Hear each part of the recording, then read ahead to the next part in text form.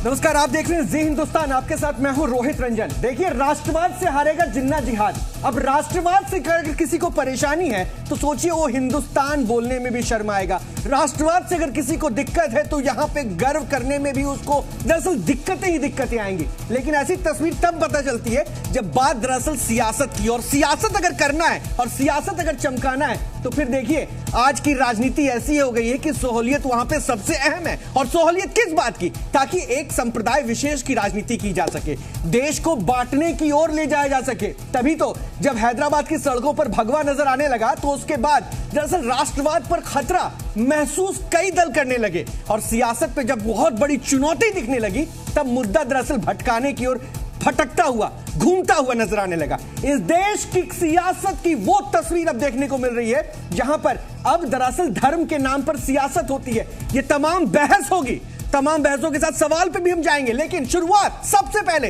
एक बड़ी खबर के साथ हम कर रहे हैं। जो बड़ी खबर अभी आ रही है वो जान लीजिए।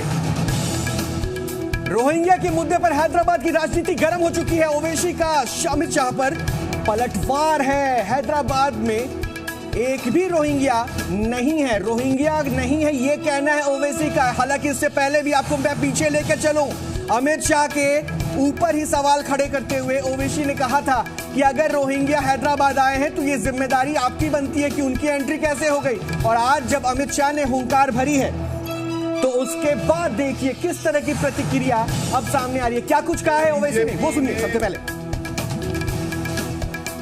बीजेपी ने रोहिंग्या का मसला उठाया, मैंने उठाया।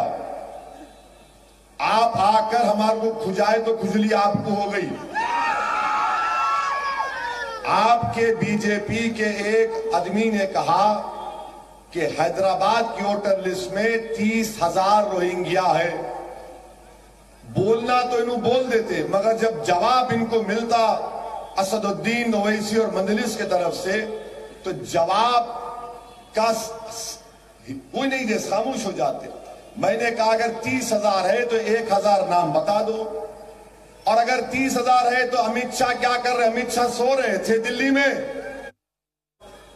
और फिर आके बोलना कि हम हैदराबाद में अपना मेयर बनाएंगे। अमित शाह साहब, हैदराबाद की कहावत है, बिल्ली के ख्वाब में छिछड़े ही छिछड़े रहते। तो देखिए, रोहिंग्या के नाम पर किस तरह से अब गदर काटने की तैयारी और सियासत दरअसल खुजली करने और खुजलाने तक पहुंच चुकी है। हैदराबाद में दरअसल अब भगवाकरण इस तरह से नजर आया कि अब सत्ता डोलती नजर आने लगी। और सत्ता अगर डोल रही है तब शायद जुबान पे कहां लगाम रह पाता है। ओवैसी साहब तो वैसे भी ये हुए या फिर इनके भाई हुए, इन्होंने चाय वाला और योगी तक पे हुंकार पर बहुत सारे सवाल खड़े कर दिए। लेकिन सच्चाई ये है कि जब बीजेपी का अचानक हैदराबाद पहुंचता है तो उसके बाद जितने भी विपक्षी दल है उन सब के जहन में यह सवाल उठता है कि अब क्या होने वाला है, अब क्या होने वाला है और तस्वीर कैसे रखी जाएगी। जरा ये रिपोर्ट देखिए सबसे पहले। रिपोर्ट के बाद वापस आते हैं। चंद सवाल होंगे जिन पर हम बहस करने वाले हैं।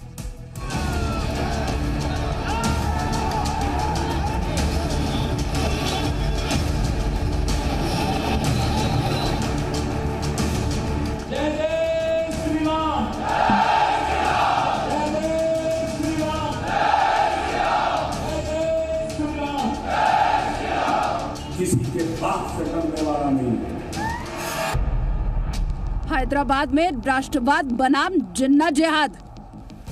उत्तर प्रदेश के अंदर जब भाजपा नहीं थी तब राम की जन्मभूमि के जिले को लोग फैजाबाद से पहचानते थे। हम लोग आए, हमने अयोध्या नाम कर दिया। अगर फैजाबाद अयोध्या हो सकता है,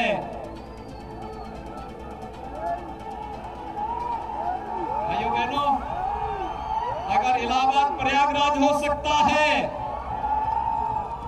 तो हैदराबाद भी भाग्यनगर फिर से बन सकता है। और उसी भाग्यनगर के भाग्य को बनाने के लिए चुनाव है। मगर बोलेंगे नहीं, मैं आके गाड़ूंगा, मेरे भाई गाड़ना हमारे भी आता, समझे? मैं लगा दूंगा, हम भी लगा दे सकते। शाह की ललकार, होगी ओवैसी की हार। इस बार भारतीय जनता पार्टी सीट बढ़ाने के लिए, संगठन बढ़ाने के लिए नहीं लड़ रही है। इस बार चुनाव के बाद हैदराबाद में मेयर भारतीय जनता पार्टी का होगा, ये हैदराबाद की जनता ने स्पष्ट कर दिया है। किसी के बाप से डरने वाला नहीं हूं, ना ही कल के चाय वाले से डरने वाला। राष्ट्रवाद का प्रहार, तय जिन्ना जिहाद की हार। अब हमारे अरे आओ बाबा आओ, देखो शहर देखो, चार मीनार की खूबसूरती भी देखो, चार मीनार की बुलंदी को देखो, और चार मीनार जैसी इमारत दुनिया में कहीं है ही नहीं। ऐसी खूबसूरत इमारत को देखो आप, और हो सके तो किले गोलकुंडा की दरो दीवार को भी देखते रहो। देखने में कोई बुरी बात नहीं है। हाँ, अगर तुम ये बोलोगे मैं काबिज हो जाऊंगा, ये नहीं हो सकता मेरे, इसकी हम इजाजत नहीं दे सकते आपको, क्योंकि हमारा मानना यह कि जो यहाँ पे आया गंडी पेट का पानी पिया, उन्हें यहीं का ही हो जाता है। मैं जब कार्रवाई करता हूं तब तो हाय तौबा करते हैं पार्लियामेंट में, देखा नहीं है आपने? कितनी बड़ी आवाज में रोते हैं। और ये एक बार लिख कर मुझे दे दे, बांग्लादेशी और रोहिंग्या को निकालना है, बाद में मैं करता हूं, जरा लिख कर देने के लिए बोल दीजिए उनको। सिर्फ चुनाव में बात करने से नहीं होता है, जब निकालने के लिए पार्लियामेंट में बहस होती है, कौन इनका पक्ष लेता है देश की जनता जानती है, सबने लाइव टेलीविजन पर देखा है। राष्ट्रवाद से हारेगा जिन्ना जिहाद। देखिए, बहुत सिंपल सा एक पहलू है जिस पहलू पर आज हम आगे बढ़ेंगे, क्योंकि राष्ट्रवाद सर्वोपरि है। और हम भी कहते हैं राष्ट्रवाद, ये संवाद करने का जो हमारा तरीका है, दरअसल हमारे लिए सबसे सर्वोपरि अगर कोई बात होगी तो वो होगी राष्ट्रवाद की। और आज राष्ट्रवाद से हारेगा जिन्ना जिहाद, क्योंकि जिस तरह से, जिस लहजे से और जिस सियासत को आप तरजीह दे रहे हैं, वो इस देश में होना शायद संभव नहीं हो पाएगा। चंद सवाल बहस के लिए। राष्ट्रवादी संवाद से ओवैसी को परेशानी क्यों है? क्यों आखिर ओवैसी साहब परेशान हो जाते हैं अगर बात राष्ट्रवाद की हो तो? दूसरा सवाल, क्या योगी शाह ने ओवैसी के गढ़ को हिला दिया है? वो जो हुजूम नजर आया, भगवा होता हुआ हैदराबाद नजर आया, क्या उससे ओवैसी का गढ़ हिल चुका है? क्या हैदराबाद में भगवा लहर ओवैसी टीआरएस का किला तोड़ देगी? ये सवाल भी, क्योंकि जहां पर बीजेपी 4 सीटों को जीत पाई, वो चुनौती 150 पे दे रही है, और इसी पर तो सवाल होगा। आइए सबसे पहले मेहमानों से मिलिए, जो मेहमान हमारे साथ जुड़ चुके हैं उनसे मिलवाते हैं आपको। विनोद बंसल साहब है, वीएचपी के स्पोक पर्सन है। गोपाल कृष्ण अग्रवाल है, बीजेपी के स्पोक पर्सन है। संगीत रागी साहब है, पॉलिटिकल एनालिस्ट है। अलावा उसके अली कादरी साहब है, इस्लामिक स्कॉलर है। सैयद असद अब्बास है, पॉलिटिकल एनालिस्ट है। बहुत बहुत स्वागत है तमाम मेहमानों का। शुरुआत करें सबसे पहले विनोद बंसल साहब आपके साथ। राष्ट्रवाद से परेशानी क्यों? राष्ट्रवाद की परेशानी इसलिए हो रही है क्योंकि मुसलमानों की पॉपुलेशन हैदराबाद के अंदर 30% को क्रॉस कर चुकी है। और ये आपको पता है कि जहां जब और जिस क्षेत्र में जब मुस्लिम पॉपुलेशन बढ़ जाती है, दुनिया का कहीं का भी स्टेट निकाल लीजिए, सिर्फ भारत की बात नहीं है, जहां भी मुस्लिम पॉपुलेशन बढ़ जाती है तो वो जो इलाका है वो जिहादियों के चंगुल में आना शुरू हो जाता है। और वहां पर राष्ट्रवादी शक्तियों को हराने के लिए, राष्ट्रवादी शक्तियों को परास्त करने के लिए, राष्ट्रवादी शक्तियों पर हमले करने के लिए और राष्ट्रद्रोहियों को पनाह देने के लिए वो गतिविधियां चरम पर हो जाती हैं। आप देखिए हैदराबाद के अंदर पिछले दिनों कई ऐसी घटनाएं घटी जिससे कि ये पता लगता है कि हिंदुओं का जीना वहां पर दूभर सा हो रहा है। लेकिन जिस प्रकार विश्व हिंदू परिषद ने और वहां की जो जनशक्ति ने या जो राष्ट्रवादी शक्ति, उन्होंने अपना थोड़ा सा वापस अपना दमखम दिखाना शुरू किया, तो आप देखो कि जिन त्योहारों को मनाने पर हमारा प्रतिबंध लगा दिया था, उन त्योहारों को मनाने के लिए वहां लाखों की भीड़ जमा हुई। आप देखिए कि चाहे हनुमान जयंती का उत्सव हो या रामनवमी का उत्सव हो या कोई अन्य उत्सव हो, वहां पर दशहरा का जो त्योहार था बड़ा धूमधाम के साथ मनाया गया। ये जो लोग हैं, वो जो लोग ये कहते हैं कि 15 मिनट के लिए पुलिस हटा दो तो हम देख लेंगे, तो ये इन लोगों का चाल चरित्र और चेहरा जनता पहचान चुकी है। हैदराबाद की जनता भी अच्छी तरह से जान चुकी है। ठीक है, अली कादरी साहब, राष्ट्रवाद से परेशानी कब से होने लगी? और क्या ये पोलराइजेशन की सियासत करते इसलिए डर है, दिक्कत है? साहब, हमारे वैसा राष्ट्रवादी आपको कहां मिलेगा जी, पहली बात। और ये जो भगवा आतंकी लोग हैं, जिस तरीके से भगवा प्रहार हम पर कर रहे हैं, इससे जरा सोचना चाहिए। और एक बात, हम तो संविधान के रक्षक हैं और असदुद्दीन ओवैसी जीना नहीं है, ये अंबेडकर के मानने वाले हैं। संविधान के रक्षक है ओवैसी साहब, और ये जो बात अमित शाह जी ने की है, ये देश को बांटने की बात है।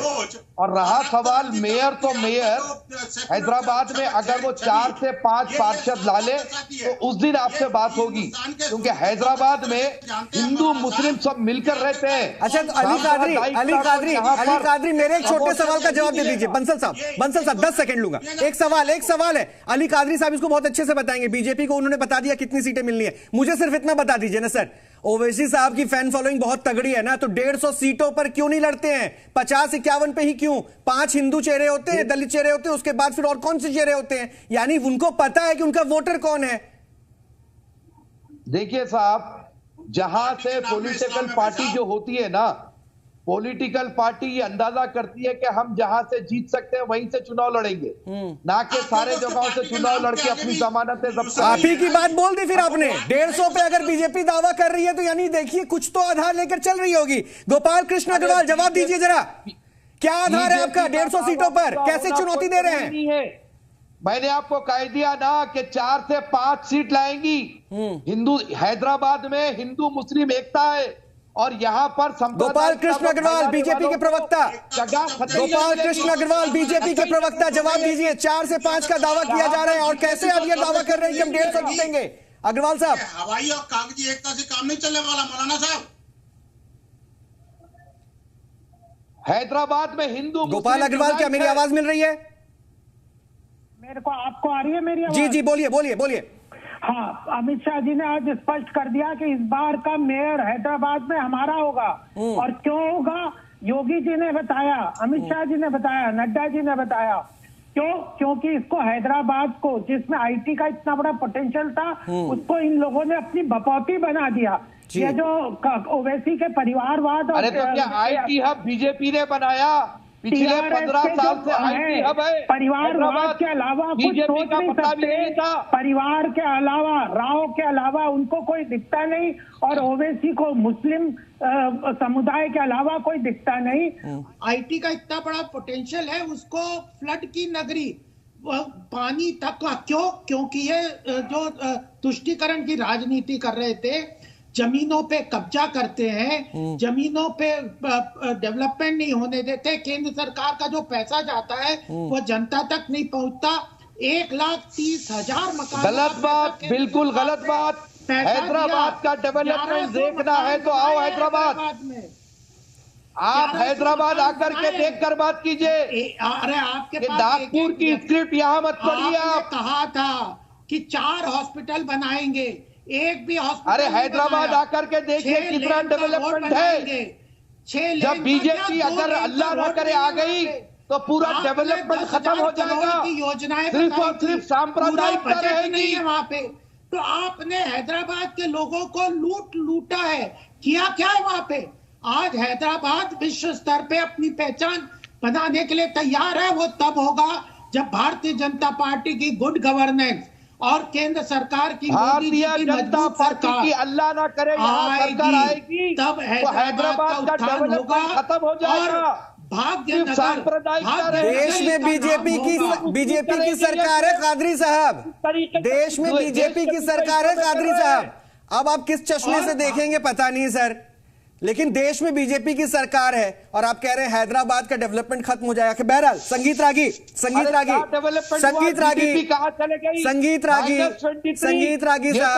आ रहा हूं बंसल साहब एक बार संगीत रागी के पास। संगीत रागी साहब, मुझे सिर्फ इतना समझा दीजिए, बीजेपी के बड़े चेहरे उतरते हैं तो भगवा नजर आने लगता है और ये कहते हैं पोलराइजेशन हो रहा है, और ओवैसी साहब जहां पे चुनाव लड़ते हैं उनको एक लिमिटेड सीट पता है, उनको अपना वोटर पता है, तो पोलराइजेशन कौन कर रहा है, कहां हो रहा है? मुझे लगता है कि हिंदू समाज अभी भी सचेत नहीं हुआ है। मुस्लिम बहुत अच्छी तरह जानते हैं कि उनका हित क्या है। 3 मिनट में 3 मौलाना 3 लाख मुसलमानों को समझाने में सफल रहते हैं कि उनका सीएए के विरोध जो है वो इस्लाम के हित में, मुसलमानों के हित में कहते हैं। 70 साल पहले इस देश का, 73 साल पहले इस देश का विभाजन हुआ। मुसलमानों ने कहा कि हम साथ नहीं रह सकते। हमारे नेताओं को जिद थी कि हम साथ रह करके दिखाएंगे कि हम साथ रह सकते हैं। दुनिया में इस्लाम कहीं भी साथ रहने नहीं रह सकता, क्योंकि उसका धर्म उसे इजाजत नहीं देता है। इस्लाम के अंदर कोई एग्जिस्टेंस नाम की कोई चीज नहीं है।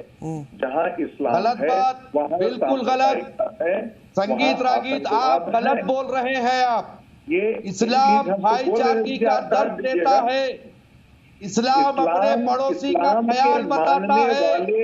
आप बिल्कुल गलत बोल रहे हैं। संविधान में वही बात करते हैं, गलत डेफिनेशन दे रहे हैं। पर वो माइनॉरिटी में आप अपने अल्फाज को वापस लीजिए। माइनॉरिटी में जहाँ नहीं होते हैं, नहीं है, जहाँ पर वो माइनॉरिटी होते हैं, वहाँ किसी भी दूसरे धर्म को रहने नहीं देते।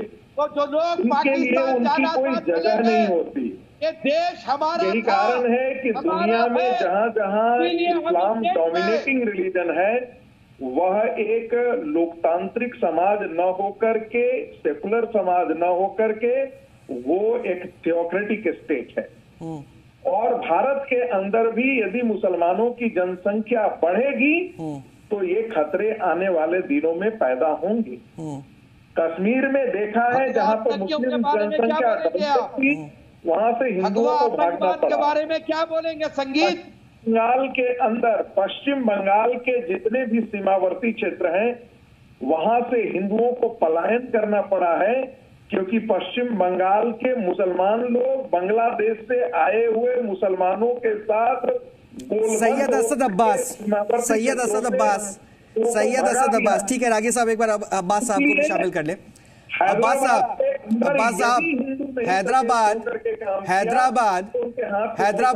हैदराबाद में क्या मूल मुद्दे रहेंगे? अब देखिए, आप मंच आपको मिलता है, सबसे पहले आप शुरुआत करते हैं, एक धर्म विशेष का बेटा हूं, चाय बेचने वाले से डरता नहीं हूं, योगी आए कोई आए, तो कौन सबसे पहले बांटने की राजनीति करना शुरू कर दिया सर? जी, सबसे पहले तो मेरी दरखास्त है हमारे तमाम जो दिग्गज पैनल पे हैं, कृपया करके मुझे इंटरप्ट नहीं कीजिए, क्योंकि मुझे बहुत समय बाद मौका मिल रहा है बात करने का। मैंने आपको इंटरप्ट नहीं किया। सबसे पहली बात तो, चाहे वो ओवैसी हो, योगी जी हो, अमित शाह जी हो या तेजस्वी सूर्या हो, किसी को भी ये हिंदू मुसलमान की राजनीति नहीं करनी चाहिए, चाहे वो असदुद्दीन ओवैसी हो या अकबरुद्दीन ओवैसी या फिर योगी जी, क्योंकि मुद्दे पर बात किया जाए। जैसे राजनीति तो राव जी ने कहा, जो अलगाववाद की आप करते हैं।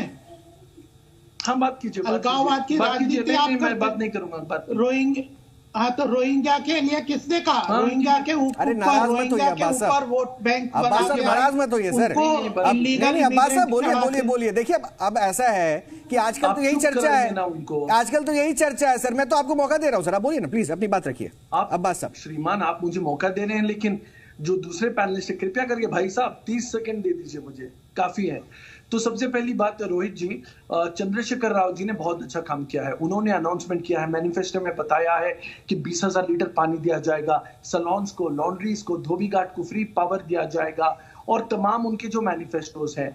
मैं समझता हूं कि राजनीति, इलेक्शंस इस मुद्दे पे होनी चाहिए कि आप मान रहे हैं ना असद साहब, आप मान रहे हैं ना कि ओवैसी साहब भी वही राजनीति कर रहे हैं सिर्फ धर्म की? नहीं रोहित जी, पिछले मैनिफेस्टो पे जब हम प्रश्न पूछ रहे हैं तो जवाब क्यों नहीं दे रहे? आपने 6 लेन का रोड बनाने की बात कही थी, 4 हॉस्पिटल नए बनाने की बात कही थी। ऐसे शब्दों का इस्तेमाल ना करें। मैं आपसे तो कम से कम ऐसी उम्मीद नहीं करता हूं।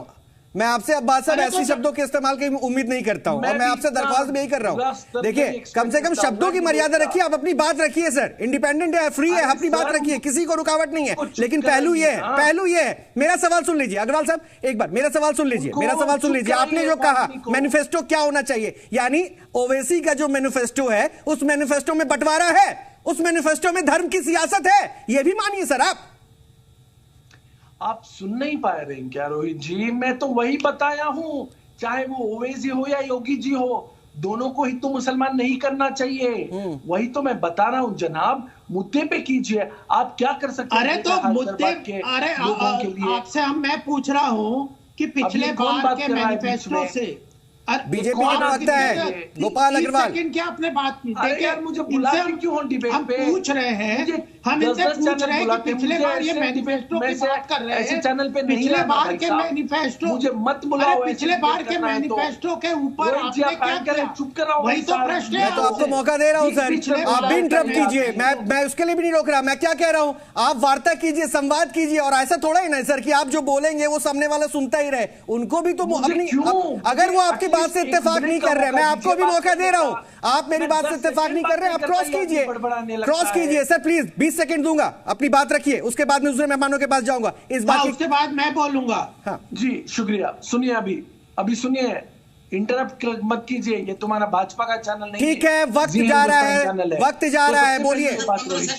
हमें ये समझना चाहिए, क्या वो तेलंगाना राष्ट्र समिति हो या ऑल इंडिया मजलिस इत्तेहाद मुस्लिमीन हो या फिर भारतीय जनता पार्टी हो या इंडियन नेशनल कांग्रेस हो, ये सभी पार्टी को समझना चाहिए कि कम्युनल कलर देने से कुछ नहीं होगा। इसको आपको मुद्दे पे इलेक्शन लड़ना चाहिए और जीतना चाहिए, ना कि हैदराबाद को। ठीक है अग्रवाल साहब, जल्दी से उसके विनोद के पास जाऊंगा। पहली बात इन्होंने बोला कि मैनिफेस्टो पे इलेक्शन लड़ना चाहिए। अब आप चुप हो जाइए, अब आप सुन लीजिए, अब आप सुन। अब्बास साहब आप भी तो वही कर रहे हैं। ओवैसी को, योगी जी को, दोनों को अब्बास साहब रखना चाहिए। यही देखिए, यही है आज की राजनीति, यही है। मैं करूं तो वो सही, सामने वाला करे तो गलत। अब्बास साहब मुसलमान के, अब आप भी वही कर रहे हैं सर, आपको तो बहुत जगह से आता है ना सर कॉल, तो हमारे ऐसे ही है कि हम सबको मौका देते हैं। गोपाल अग्रवाल का भला नहीं होगा। देखिए पहली बात ये है, इन्होंने कहा कि मैनिफेस्टो पे लड़ाई लड़नी चाहिए, डेवलपमेंट पे लड़ना चाहिए इलेक्शन। अरे आप पिछले, यही तो अमित शाह जी ने क्या कहा, उन्होंने कहा अपने 10,000 करोड़ का बजट का खर्च करने का हैदराबाद पे कहा था, वो कहा इतना बड़ा तो बजट ही नहीं है। आपने 6 लेन के रोड बनाने की बात कही थी, 6 लेन का क्या 2 लेन का रोड नहीं है। आपने कहा था कि केंद्र सरकार को, अब चुप रहो पहले सुन लो, आपने कहा था कि हम 4 हॉस्पिटल बनाएंगे, कहाँ है वो हॉस्पिटल? आपने कहा था 1,30,000 हाउसेज का केंद्र सरकार ने पैसा दिया, आपने 1100 मकान बनाए। अरे अब सुन क्यों नहीं रहे? अब हिम्मत नहीं है सुनने की, अब शोर मचाने की आदत है। यही तो बात है अब्बास साहब का। अब कोई हिम्मत। अच्छा मुझे छोटा सा ब्रेक लेना है, लेकिन ब्रेक पे जाने से पहले अब्बास साहब, बहुत बड़ी बड़ी ज्ञान की बातें आपने की थी जब उस समय आपको मौका दिया गया था। देखिए वो ज्ञान आपका फिर से दिखा, आप भी वही कर रहे हैं सर, और यही कह रहा हूं, मुझे इससे भी कोई परेशानी नहीं है सर, संवाद करने के लिए बुलाया गया है, बट अपने आप को सर इस तरह से अप्रोच कीजिए और दूसरे को छोटा करने के लिए जो शब्द भी आप इस्तेमाल कर रहे थे उसको भी एक बार देखिएगा, क्योंकि मुझे एक छोटा सा ब्रेक लेना। लेकिन ब्रेक पे जाने से पहले विनोद बंसल साहब, मैं आपके पास एक सवाल छोड़ के जा रहा हूं। सवाल यह है कि इस देश की सियासत की दशा क्या हो चुकी है, और क्या वाकई ऐसी तस्वीरों के बीच में जहां पे अल्फाजों की बिल्कुल भी संवेदना नहीं रही, वहां पर शब्दों पर अगर आप तीखापन रखते हैं तो क्या जोड़ा जाता है? और इस देश में दरअसल धर्म के नाम पर जो बौखलाहट पैदा किया जा रहा है, उन्मादी सियासत जो की जा रही है, उस उन्मादी सियासत की वजह दरअसल सिर्फ क्या एक पार्टी को कह देना सही होगा? और वो कौन जिनका चेहरा भी वही होता है जो एक धर्म विशेष का होता है? एक छोटा सा ब्रेक, सिर्फ 3 मिनट का, कहीं मत जाइए, फौरन वापस आ रहा हूं। शुरुआत सबसे पहले एक बड़ी खबर के साथ कर रहे हैं, क्योंकि बिना देर किए अपने मेहमानों के पास हम चले। उससे पहले यह जान लीजिए कि ओवैसी ने एक बार फिर से बीजेपी पर हमला किया है और बीजेपी को हिंदू मुस्लिम पॉल्यूशन पैदा करने वाली पार्टी करार दिया है। सिर्फ इतना ही नहीं, फिरका परस्त ताकतों को खत्म करना होगा। ओवैसी ने भी ये कहा है, केंद्र ने हैदराबाद का 1 रुपया नहीं दिया। ये बड़े इल्जाम, केंद्र ने हैदराबाद का 1 भी रुपया नहीं दिया। और खास बात यह भी है कि फिरका परस्तों को, बिना देर के सैयद अब्बास, शुरुआत आपसे ही, फिरका परस्त।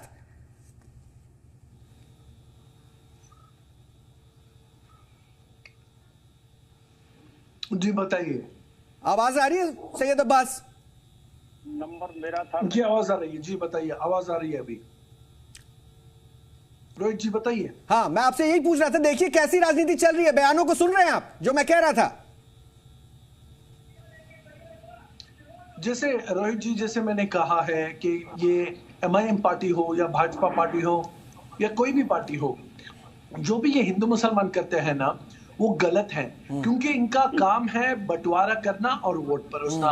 चाहे वो माइनॉरिटी अपीसमेंट हो या फिर मेजॉरिटी अपीसमेंट हो। और अपना वोट बैंक मुझे लगता है कि सियासत ऐसी ये जो है ना बुरी जगह है जहाँ हिंसा फैलाते रहो, ग्राउंड पर गला काटते रहो, ये और ग्राउंड पर जो है ना वो लोगों को मुसलमान करते रहो, और टीवी पर बैठ करके चिकनी चिकनी बातें करते रहो। ये है इस्लाम का असली चेहरा।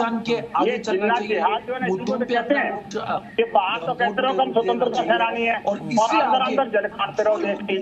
ये है इनकी असलियत। ये लोग वो हैं जो थाली में खाते हैं, उसकी थाली में छेद करते हैं। आप देखिए कि जब बैठे तो करेंगे कुछ और, कहेंगे कुछ और। ये कथनी और करनी का अंतर जो है ना इनका कभी दूर नहीं होगा हमेशा। ये अगर हम अपने ज़हन में रखेंगे तो बेहतर होगा। भाषण देने तो आ जाते हैं, छिपी छिपी बातें तो करते हैं, लेकिन प्रैक्टिकल विश्वास नहीं है इनका। आखिरकार सच्चाई क्या है आप मुझे बताइए। आखिरकार हैदराबाद कभी किया है क्या? और जिस व्यक्ति के देखिए आपको ये समझना चाहिए कि जो ये लफ्ज़ आरोप अगर किसी और पर लगाता होगा तो कितना हैदराबाद का नाम अगर भाग्यनगर भारतीय जनता पार्टी के नाम में कोई उसे क्या फर्क पड़ता है? लेकिन मुसलमान के नाम में मुसलमान नहीं है, कैसे बेहतर कर सकते हो? हैदराबाद को एक बहुत ही बेहतरीन सिटी शहर कैसे बना सकते हो? और इन्होंने लेकिन आप लोगों को ये सब नहीं करना। बार बार वंदे मातरम का विरोध नहीं किया, इन्होंने भारत माता की जय का विरोध नहीं किया। इन्होंने हैदराबाद में जो है तरीके की राजनीति है के नाम पर मदरसे और मस्जिद तो दिए, लेकिन लोगों को सपोर्ट नहीं किए, लोगों को डेवलपमेंट के लिए कोई काम नहीं किया। और ये मदरसे और रोहिंग्या की सियासत जो हो रही है बंसल साहब, उसको कौन देखेगा? क्या वो चुनौती नहीं होगी? देखिए रोहिंग्या और बांग्लादेशी घुसपैठिए ये इनके अड्डे बन चुके हैं, और ये जो तो रोहिंग्या को निकाल दीजिए ना। छोटी छोटी बातें करते हैं, वैसे चिकनी चिकनी बातें कहेंगे लेकिन मुद्दे पर बात नहीं करेंगे। आप तो 6 साल में 6 सरकार में निकाल दो उनको, क्यों नहीं निकालते? देने वाला रोहिंग्या को पैसा देने वाला, जैसे गालिब ने कहा है कि पहुंचने वाला भारत के अंदर आतंकवाद के लिए उनको तैयार करने वाला कौन सा समुदाय है बताइए ना? चाहिए वो क्या मुसलमान नहीं है? धूल आपके चेहरे पर है, आईने पर नहीं, बताइए ना। तो थोड़ा शर्म कीजिए और बंद कीजिए हिंदू मुसलमान करना। मुसलमान जो देश के लिए संकट है, हम हिंदू मुसलमान हैदराबाद का मुसलमान है, हैदराबाद का मेहमान कैसे हो सकता है? तुम जैसे जो देश का संकट है वो भाईचारे का अली कादरी मुझे इतना बता दीजिए, चूंकि आपने कहा ना कि एआईएम की जो राजनीति है, दरअसल उस राजनीति में एक पहलू यह था कि सबको साथ लेके चले। मुझे सिर्फ इतना बता दीजिए, आज तक आपके पूरे भारत में जहां जहां आपको जीत मिली है, कोई एक चेहरा बताइए जो एक संप्रदाय विशेष को छोड़कर जीता हो। और इलेक्शन हैदराबाद में इस वक्त एमआईएम का मेयर बना था तो हमने आलमपल्ली कोचैया को मेयर बनाया था। ये सबसे बड़ी मैंने क्या पूछा सुना आपने सर? मैंने क्या पूछा? आपके वोटर कौन है? आपके वोटर कौन है? आपके कैंडिडेट कौन से जीतते हैं? कैंडिडेट कहां से जीतते हैं? तो अगर आपकी सियासत ऐसी हो तो ये क्या ध्रुवीकरण की नहीं होगी? ये पोलराइजेशन नहीं होगा? ये आप एक धर्म विशेष की सियासत करें तो आपसे सवाल ना पूछा जाए? सुनिए, एक भारतीय जिसको उसका हक नहीं मिल रहा है, जो दलित है, जो पिछड़ा वर्ग है, मुसलमान है, उन तमाम का वोट हमारा है, उन तमाम का वोट हमारा है। ये कभी भी जिस पर आप लोगों ने जुल्म किया उन तमाम का वोट हमारा है। एक बात, और अभी विनोद बंसल जो बात कर रहे थे कि थाली वाली, अनेक देश नहीं है, हिंदू बाहुल्य इलाके हैं, उनमें से अनेक बार मुसलमान एमएलए एमपी मुख्यमंत्री। बिल्कुल, मैं तो कह रहा हूं कादरी साहब, मैं कादरी साहब अपने इस डिबेट पे कह रहा हूं, कादरी साहब सुनिए, ये देश किसी के बाप का नहीं है, लेकिन ये देश उनका भी नहीं है जिनको भारत माता की जय बोलने में शर्म आए, तिरंगा उठाने में शर्म आए। और मैं चाहता हूं आप उसकी भी खिलाफत कीजिए, चाहे वो गुपकार गैंग ही क्यों ना हो, वो गुपकार गैंग ही क्यों ना हो, उनकी भी खिलाफत में बोलिए तिरंगा उठाने में शर्माना, क्योंकि देश हमारे बाप का है। ये बोलिए, भारत माता की जय नहीं बोलते, हम किसी मूर्ति की जय नहीं बोलते। अरे मत बोलिए, मैं ये एजेंडा भी नहीं थोप रहा, मैं ये बोल भी नहीं रहा हूं कि आपको क्या बोलना है, मैं अपने डिबेट में ये करता भी नहीं ना मुझे जरूरत है। मैं सिर्फ इतना कह रहा हूं कि अगर आप ये कहते हैं कि ये देश किसी के बाप का नहीं है, तो ये देश उनका भी नहीं है जो तिरंगा उठाने में शर्माए, जिनको हिंदुस्तान बोलने में शर्माए। हम तिरंगा गर्व से उठाते हैं। तो बोलिए, गुपकार गैंग के उन लोगों को बोलिए कि वो देश के नहीं है, वो नहीं है हमारे देश के, ये बोलिए। अभी गुपकार गैंग कहां से आ गया? अरे अब्बास साहब प्लीज, अब्बास साहब let me handle this topic. और अब्बास साहब एक बार बोलूं, क्योंकि उन्होंने कहा ना कि किसी के बाप का नहीं है ये देश, तो इसलिए जरूरी है कम से कम उन हर किसी के लिए बात हो जिनको लगता है इस देश में जो चाहे वो कर ले, इनको लगता है कि इस देश में तिरंगे का अपमान करेगा और लोग सह लेंगे। संगीत रागी वाला भारतीय नहीं हो सकता। संगीत रागी साहब बताइए। देखिए संगीत रागी साहब, देखिए इस्लाम और वामपंथ ये दोनों लोकतंत्र का और संविधान का प्रयोग अपनी गूढ़ता और अपनी कट्टरता को बढ़ाने में जस्टिफाई कर रहे हैं अब्बास साहब। इनका ना लोकतंत्र में आप जस्टिफाई कर रहे हैं कि तिरंगा नहीं उठाया तो सही किया, आप जस्टिफाई कर रहे हैं। अब्बास कह रहे थे कि विभाजन नहीं करना चाहिए। आप विभाजन करता है, आप लगातार बीजेपी को भी कुछ बोलिए ना, जो लगातार ग्रेट राइट को नहीं मानता है वो आपकी नजर में कर रहा है। काफिरों के लिए सजा का प्रावधान आपने कर रखा है। हैदराबाद को बात करने की बात कर रहा है, हिंदू मुस्लिम कर रहा है, उसके लिए तो आप चुप्पी से रखते हो। मैं बोल रहा हूँ आप लेते हो, ये शत्रुघ्न सिन्हा कहते हैं खामोश, लेकिन मैं बोल रहा हूँ ओवैसी पे बात करते हो। वाह अब्बास ऐसा है, अब्बास भाई ऐसा है, मेरा सवाल था, मैं भी यही उम्मीद कर रहा था कि आप देश में नहीं होता देंगे, अब नहीं होता चाहिए हिंदू मुसलमान, लेकिन ये देश कैसे खुलेगा कि 23% मुसलमानों ने इस देश को इस्लाम के नाम पर ही विभाजित किया, और वो 23% में से 9.6% इसी भारत में रह गए। भाग रहे हो, मेरा सवाल आपसे ये था, इस्लाम की प्रवृत्ति नहीं है, बताइए जहाँ पे इस्लाम दुनिया में अपने शांति से रहता है और वो दूसरे को शांति से रहने देगा। ये इस्लाम का चरित्र है, ये इस्लाम की प्रवृत्ति है। क्योंकि कट्टरता और इस्लाम एक दूसरे के पर्याय हैं। आपको बस मैं ऑब्जेक्शन करूंगा, और इस्लाम एक दूसरे के पर्याय हैं। ये देखिए सवाल का जवाब समाज अभी भी इससे बाहर नहीं निकल पाया है। एक सवाल मेरा भी है कि चंद लोगों की वजह से एक धर्म विशेष पर भी सवाल उठाना कितना हद तक सही हो पाएगा? गोपाल अग्रवाल साहब, क्योंकि बीजेपी की सरकार देश में है, अब देश में बीजेपी की सियासत क्या ऐसी तो नहीं है धर्म विशेष के बाप दादों ने, मैं एक बात हमने कभी मुसलमानों पे प्रश्न नहीं उठाया, हमने मुसलमानों के नेताओं को सरमाएदारों पे प्रश्न किया। उन्हें जूतों के बल पर यहाँ सुन लो रोहित जी, मैं बता रहा हूँ, देखिए हमने भारतीय जनता पार्टी ने, यह भी ध्यान रखना, सुन लीजिए मैं बता दूं, भारतीय जनता पार्टी ने कभी देश के मुसलमानों पे प्रश्न नहीं उठाया है। हमने मुसलमानों के सरमाएदार ओवैसी और कांग्रेस जैसे जो धर्म के नाम पे राजनीति करके अल्पसंख्यक तुष्टीकरण के नाम पे इनको वोट बैंक बता देते और इनको एक्सप्लॉइट करते थे, उनके ऊपर आवाज उठाई है। मुसलमानों के खिलाफ हमने नहीं आवाज उठाई है। जो ममता बनर्जी ओवैसी रोहिंग्या को बिठा के यहाँ पे उनके नाम पे उनको इलीगल इमिग्रेंट को देश में घुसा के उनके वोट बैंक बनाते हैं, उनके पासपोर्ट बनवाते हैं, उनके लाइसेंस बनवाते हैं और फिर उनको कब बंद करोगे अपना वोट बनवाते हैं, भाजपा हो उनके द्वारा राजनीति करते हैं और राजनीतिक सत्ता हटाने का प्रयास करते हैं। आप बताइए ओवैसी कौन से ओवैसी किस कॉन्स्टिट्यूएंसी में लड़े जहाँ पे मुसलमान बहुल हो, और वहाँ पे क्या कहते हैं कि भारतीय जनता पार्टी आएगी तो तुम्हें खा जाएगी, भारतीय जनता पार्टी आएगी तो तुम्हारे लिए ये कर देगी। उनको डरा के धमका के उनके प्रति राजनीति करके राजनीतिक रोटियां सेकते हैं और उनको पॉलिटिकल कवर देने का जो प्रयास करते हैं। और अली कादरी साहब क्या ओवैसी साहब को ये डर है क्या? ओवैसी साहब को ये डर है क्या कि अगर एक संप्रदाय विशेष के वोटर वहां नहीं होंगे तो जीत नहीं मिलेगी? सबसे पहले रोहित, ये संगीत रागी को काबू में रखो, संप्रदाय के अलावा की गलत टिप्पणी करेगा तो इसकी जबान खींच ली जाएगी।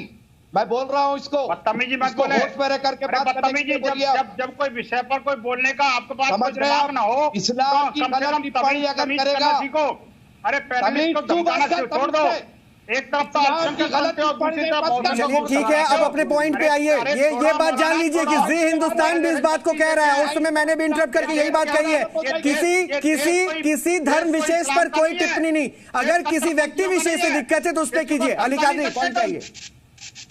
मैं बात कर रहा हूँ, इसको खामोश बिठाइए पहले। अगर शक्ति मर गई हो तो मत बोले, लेकिन बोलना तो बोलिए। तुम्हारे बाप दादों ने ही देश को बांटा था। अली कादरी तेरे बाप दादों ने ही देश को बांटा था। अपनी दुकान तुम्हारी नसों में है। राष्ट्र से गद्दारी करना तुम्हारे बाप दादों के औलाद के खून में है। ये मत बोलो। अरे तुम्हारे खून में है। मुसलमानों के चरित्र होगा वो नहीं जानेगा। भगवा आतंकी तो तुम लोग हो, तुम लोग नाली के कीड़े हो। रोहित जी आप यहाँ पे समझ रहे हो, मुझे लग रहा है कि थोड़ा पर्सनल होने की जरूरत नहीं है। मैं तमाम मेहमानों से ये रिक्वेस्ट करूंगा कि प्लीज टॉपिक पे आइए, टॉपिक पे आइए, टॉपिक पे आइए, टॉपिक पे आइए, वापस आइए। अली कादरी साहब, अली कादरी साहब टॉपिक पे वापस आइए। विनोद बंसल, विनोद बंसल, विनोद बंसल, क्या इस देश में दरअसल संप्रदाय विशेष या फिर ये कह लीजिए कि अगर धर्म की ही सियासत करनी है तो फिर तमाम दल भी तो ऐसी दिशा में चल रहे हैं, फिर बीजेपी के ऊपर ही सियासत क्यों होने लगी हैदराबाद में, और उन्हीं के ऊपर एजेंडा क्यों टारगेट हो रहा है? देखिए रोज जी, दो बातें हैं। एक जब राजनीतिक दलों के पास मुद्दे खत्म हो जाते हैं तो ये हिंदू मुस्लिम करने लग जाते हैं।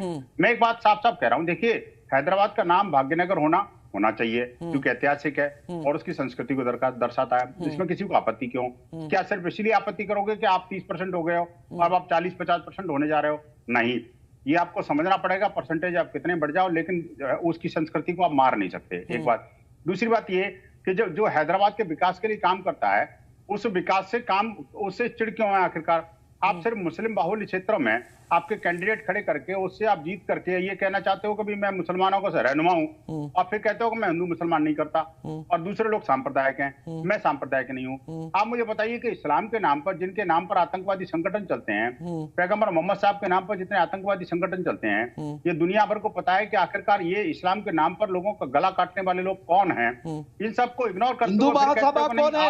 अली कादरी, हिंदू महासभा कौन है? अली कादरी, अली कादरी, अली कादरी मेरे सवाल को सुनिए। अली कादरी मेरे सवाल को सुनिए। क्या बीजेपी के बड़े चेहरों को देखकर ओवैसी घबरा गए हैं? उनके गढ़ में अब से इंक्वायरी हो जाएगी। अरे मजलिस इत्तेहाद मुस्लिमी डरने घबराने वालों का नाम नहीं है सर। अब अपनी पार्टी में ही मुस्लिमी लेके चल रहे हैं सर। तो आप देखिए कैसे दूसरों को कहते हैं कि वो धर्म विशेष की राजनीति करती है। सारे देश पर चुनाव लड़ रहे हैं। कादरी को माफी मांगनी चाहिए इनसे, संगीत रागी जी से। आखिरकार जिस नीच भाषा का प्रयोग कर दिया, अरे उसको माफी मांगना चाहिए। इनका पता लगता है रहने वाले हैं। इन्होंने अपनी कौम को दर्शा दिया, इन्होंने अपने मजहब को दिखा दिया, इन्होंने अपने पार्टी को दिखा दिया, लोगों का चेहरे का दर्शन करा दिया। देखिए हमें कोई फर्क नहीं पड़ता, हमें अगर दो गाली दे दोगे टीवी चैनल पे तो कोई फर्क नहीं पड़ता मौलाना। लेकिन बात यह है कि आपके जो दर्शक है ना, आपके दर्शक समझ रहे हैं, आपका जो चेहरा है ना, उसको ये जी हिंदुस्तान के दर्शक अच्छी तरह जान रहे हैं कि ये जो मौलाना है, ये बिल्कुल सीधा पाकिस्तान से आया है, जंगल राज से आया है। ये भारत का मौलाना नहीं हो सकता, ये भारतीय संस्कृति का मौलाना नहीं हो सकता। सैयद अब्बास, मौलाना कहीं ना कहीं सैयद अब्बास, सैयद अब्बास, मुझे सिर्फ इतना बता दीजिए कि क्या बीजेपी के बड़े चेहरों से बौखलाहट है? हमें कोई फर्क नहीं पड़ने वाला। देखिए बौखलाहट उनको है जो ये कम्युनल कलर देना चाहते हैं इस इलेक्शंस को। ओबेसिटी करते हैं ना सर। बहुत खूब बात कही थी कि खान अब्दुल गफ्फार खान, भगत सिंह, राजगुरु, मौलाना अबुल कलाम आजाद, हिंदू मुस्लिम सिख ईसाई सभी का खून है शामिल यहाँ की मिट्टी में। किसी के बाप का हिंदुस्तान थोड़ी है। और ये जो लोग टीवी पे आके हिंदू मुसलमान करते हैं, ये राजनीति में हिंदू मुसलमान करते हैं, इनकी मैं कड़ी निंदा करता हूँ और करता रहूंगा। चलिए ये अच्छी बात है, करते रहिए, करते रहिए, बहुत बहुत शुक्रिया, करते रहिए। लेकिन जाते जाते ये भी याद रखिए, उनकी भी निंदा कीजिए। अब्बास साहब, मैं चाहता हूं, आप पढ़े लिखे नौजवान हैं, और खास बात यह भी है कि आपसे जो अगर ये सपोर्ट मिले शब्दों का, तो उन्हें भी पता चले जो देश को बांटने के लिए लगातार क्या कह रहे हैं। किस मुस्लिम इंसान को गुमराह किया गया? जम्मू कश्मीर के विकास पर क्यों नहीं बात की जाती है? और अगर सरकार चाहती है कि वहां तरक्की हो तो उसमें रोड़ा क्यों बन रहे थे? रोशनी स्कीम क्या भूल गया? हिंदुस्तान तो ऐसे खुलासे लगातार कर रहा है और मैं चाहता हूं कि आप सवाल उनसे भी पूछिए जिनको देश में दरअसल तिरंगा सामने रहे तो उसमें भी सम्मान महसूस ना हो, उसको छूने में, उसको हाथ में उठाने में सम्मान महसूस ना हो, तो उनसे भी पूछिए क्या ये देश तुम्हारे बाप का है? ये सवाल जरूर पूछिएगा तो अच्छा लगेगा। ये अच्छा इसलिए भी लगेगा क्योंकि राष्ट्रवाद की अगर बात होती है तो वहां जिन्ना जिहाद नहीं चल सकता और राष्ट्र सर्वोपरि है। अभी के लिए इतना ही। सफर में हो या घर पर, अब होगी हर खबर आपकी हथेली पर। ऐप स्टोर में जाएं और डाउनलोड करें जी हिंदुस्तान ऐप। 5 भाषाओं में चुने अपनी पसंद की भाषा। जी हिंदुस्तान के लाइव टीवी पर कीजिए क्लिक और देश दुनिया की हर खबर पर रखिए 24 घंटे अपनी नजर।